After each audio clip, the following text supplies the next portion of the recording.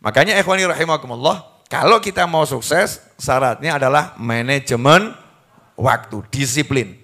Yang mau jualan, itu kalau mau sukses loh ya, saya kan belum jualan bener. Karena belum sempat jual udah habis. Kenapa? Dibagi. Belum sempat jual udah habis dibagi. Nah, kalau mau sukses, itu jam bukanya toko sama jam tutupnya yang sama.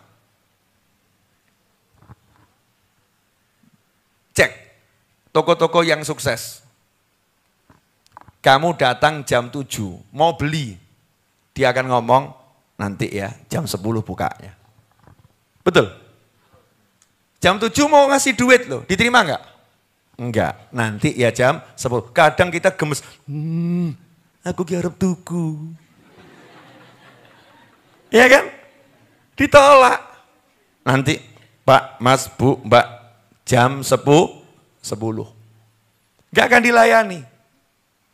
Karena itu ada sesuatu memang dalam disiplin waktu.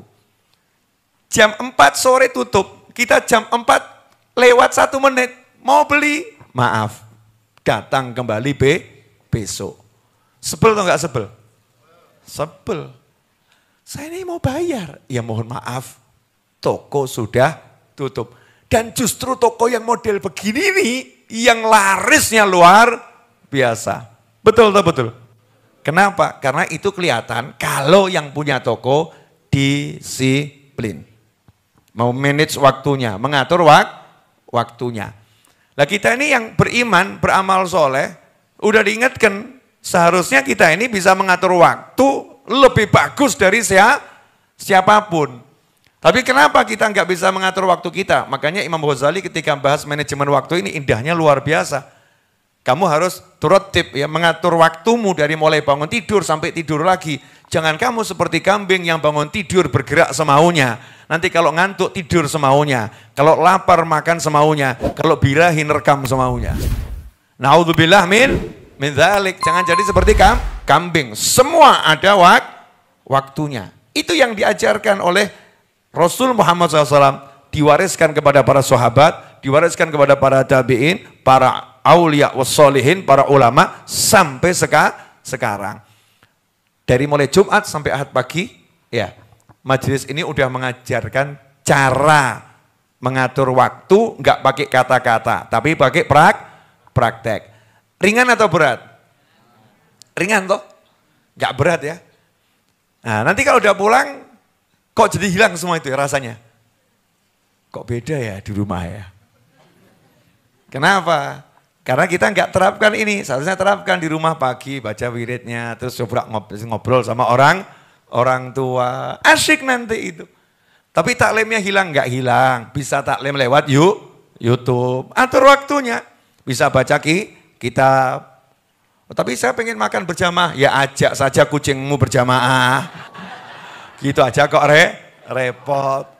Nanti kalau saya bilang ajak suami nggak punya suami, ajak istri belum punya istri, ajak orang tua nanti bilang udah wafat, aku hidup sendiri, ya udah beli kucing sana. Ya ajak kucingnya makan berjamaah, kucing ya.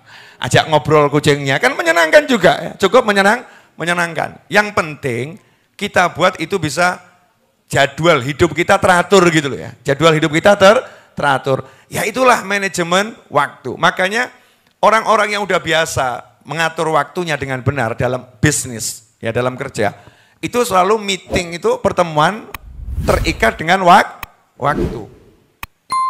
Terlambat 1 menit, mereka akan mengatakan kamu terlambat 1 menit. Kamu terlambat satu menit. Coba lihat naik kereta api di Jepang misalnya. Pernah ke Jepang? Oh, saya sengaja mau pamer dikit gitu loh. Naik kereta api di Hong Kong, pernah ke Hong Kong? Naik kereta api di Madinah ke Mekah, pernah? Insya Allah pernah, insya Allah. Amin. Insya Allah dipernahkan oleh Allah Subhanahu wa Ta'ala. Itu waktunya kelihatan. Sekian menit lagi kereta api akan sampai dan jalan. Daftar waktunya udah ada. Dan gak ada judulnya keretanya terlambat sekian detik, gak ada. Shhh, Jadi kalau kitanya terlambat, kitanya ditinggal kereta. Keretanya nggak akan terlambat. Kecuali kalau diterlambatkan sama Allah Ta'ala. Ada kecelakaan dan lain sebagainya. Na'udzubillah min dzalik. Tapi by sistem kereta itu disiplin waktu. Sehingga keretanya dihargai sama manusia.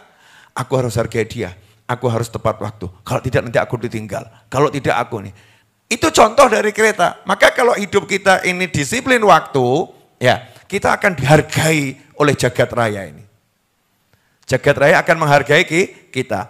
Karena itu ketika Al-Habib Umar bin Muhammad bin Salim bin Hafid, matta'anallah bituli hayatih, duduk bersama Habib Anis, rahimahullah, di Zawiyah Masjid Riyadh, di tempat Habib Anis biasa ngajar.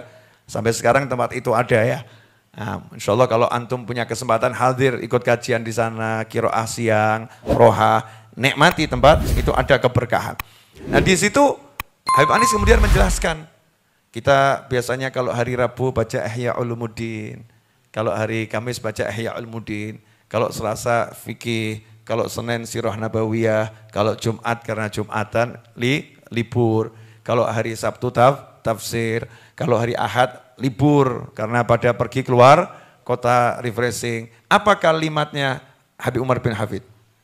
Jawabannya, Masya Allah, hadhihi barakatul waqt. Inilah berkahnya waktu ya ini, Masya Allah. Inilah berkahnya waktu. Inilah berkahnya waktu. Karena disiplin gitu. Zuhur 1 jam kurang lebih, Senin baca Sirah Nabawiyah, Selasa fikih, ya Rabu Kamis Ihya Ulumuddin, kemudian Jumat libur, ya Sabtu baca tafsir, Ahad libur. Karena disiplin di situ ada keberkahan. Saya melihat bagaimana disiplinnya Al-Habib Anis bin Ali al-Habsyi, kakeknya Habib Muhammad, Habib Anis. Itu setiap Jumat beliau itu punya kegiatan pergi ke villa yang ada di Tawangmangu. Setiap Jumat. Sama hari Ahad. Padahal Jumatannya di Solo. Jumatan di Solo.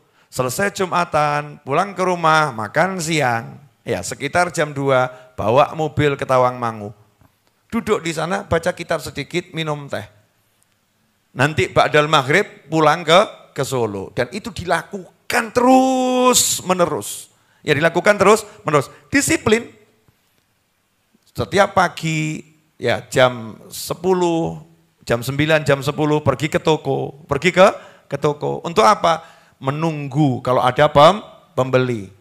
Kemudian sore ba'dal asar, ya menjelang maghrib, ke toko, nunggu kalau ada pembeli. Itu dilakukan disiplin. Dan ternyata betul, hanya orang-orang yang memang disiplin mengatur waktu, itu yang mendapatkan kesuksesan dunia dan kesuksesan akhirat.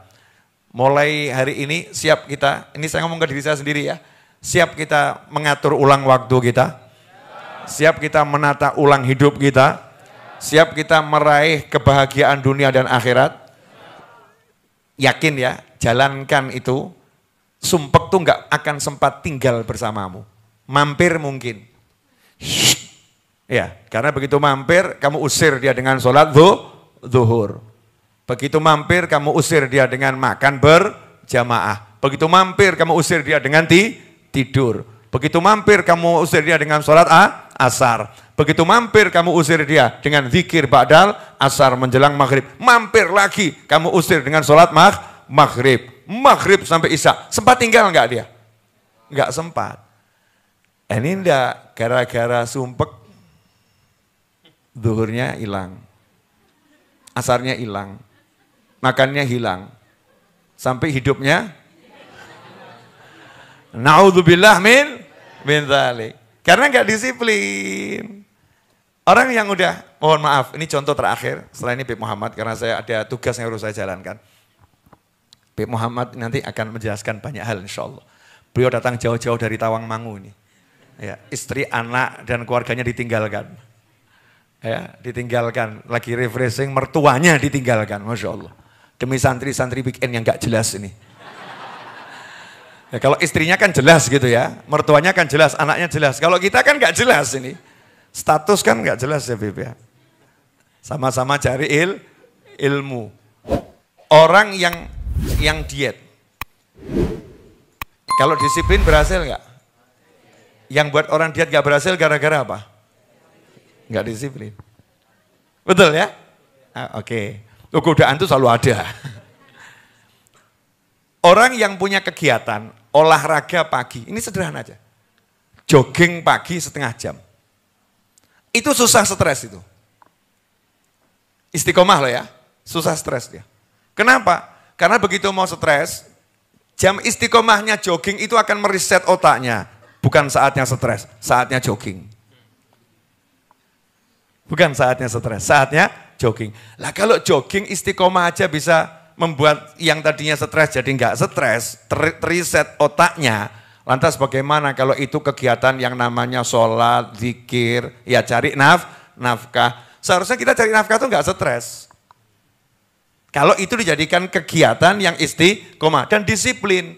Contohnya disiplin cari nafkah, seorang Habib di Hadramut sana, dia lagi pesen barang berkontainer-kontainer onta, ya. Ternyata barangnya terlambat datang. Dikira oleh orang-orang terjadi perampokan, dianggap hilang. Maghrib sampai Isya istiqomah ngaji di masjid, sholat di masjid. Ba'dal maghrib anaknya masuk masjid, lihat ayahnya lagi baca Al-Quran, disamperin, dibisikin, ayah alhamdulillah itu barangnya enggak hilang, ternyata paketnya terlambat. Apa jawaban ayahnya? Inna lillahi wa inna ilaihi roji'un. Ini waktuku zikir, waktuku baca Al-Quran, waktuku berdoa, maghrib sampai Isya. Kamu bawa urusan dunia ke rumahnya Allah Subhanahu wa ta'ala. Keluar kamu, 1 tahun kamu gak boleh ketemu saya. Kamu saya pindahkan di pondok pesantren sana yang ada di luar kota. Dan seluruh harta saya yang sampai tadi, sodakoh lillahi ta'ala. Sanggup niru? Disiplinnya sampai segitu. Ya kita gak usah gitu-gitu amat gitu ya. Itu amat begitu gitu ya. Namanya juga wali tingkat tinggi. Kalau kita ya wali ya udah. Tingkat kamar gitu aja ya. Tingkat rumah sudah terlampau berat ya mungkin ya. Banyak persaingannya, tingkat kamar nggak ada saingannya kan. Wali untuk diri sendiri. Wali murid belum punya anak juga. Nikah belum begitu ya. Bagaimana bisa jadi wali murid? Wali nikah apa lagi? Ya apa lagi?